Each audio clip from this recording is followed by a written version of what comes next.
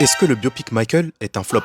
Mon avis sans spoil. Déjà, j'ai l'impression que ce biopic, soit tu l'adores, soit t'es déçu. Pour ma part, je l'ai vu et j'ai passé un bon moment. Par contre, c'est loin d'être parfait. Le film dure environ 2 heures et je vais commencer par le positif. Déjà, les acteurs, que ce soit celui qui joue Michael enfant ou sa version plus grande jouée par Jafar, son neveu, rien à dire, surtout au niveau de la voix, on ne pouvait pas faire mieux. Je parle de la VO évidemment. Puis il y a des choses bien retranscrites comme le fait qu'il n'avait pas une enfance normale, son père tyrannique qui voulait tout contrôler et ne pas le laisser prendre son envol. Franchement, l'acteur masterclass, sa mère qui en comparaison était plus proche de lui, l'actrice était correcte, le fait qu'il n'avait pas d'amis à part les animaux, Bubbles, son chimpanzé qui était l'un de ses seuls refuges. Pareil pour sa générosité, son empathie, le lien fort qu'il avait avec les enfants, le fait qu'il ait gardé son âme d'enfant en grandissant, son vitiligo, des moments clés comme quand il a été repéré par Motown, ou encore quand il a brisé les barrières raciales avec MTV, puis même artistiquement, les tenues, les musiques, les mises en scène de clips, les concerts, tout ça c'était au top. On a l'histoire des Jackson 5 jusqu'au début de l'ascension solo du roi de la pop. Ça s'arrête environ vers Bad. Pour moi c'est un bon découpage car ça en garde assez pour la suite. Évidemment, sa vie est tellement riche que ça ne pouvait pas tenir en 2 heures. Maintenant le négatif, je trouve que les 2 heures n'ont pas été assez exploitées. On reste quand même en surface. L'histoire est diluée de ouf, ça se voit que c'est pas un documentaire. Je trouve qu'on ne développe pas assez les tensions familiales, on n'évoque même pas les rivalités fraternelles, notamment entre Michael et Jermaine. Les frères sont complètement effacés. À croire que le seul problème c'était le père, pas à nous. On ne voit même pas le processus créatif de Michael, son côté perfectionniste. Dommage aussi qu'il n'y ait même pas sa sœur Janet dans le film. Aussi, il y avait pas mal de longueurs, des choses bâclées, comme par exemple ses traumas ou encore l'élaboration de l'album Thriller. Et j'en passe. Ouah, c'est Jean. C'est dommage parce qu'il y avait de quoi faire, mais ça reste cool. Je vais mettre 7,5 sur 10. Plutôt sympathique, mais si tu veux de la profondeur, regarde les documentaires, c'est mieux. Autrement, tu seras déçu.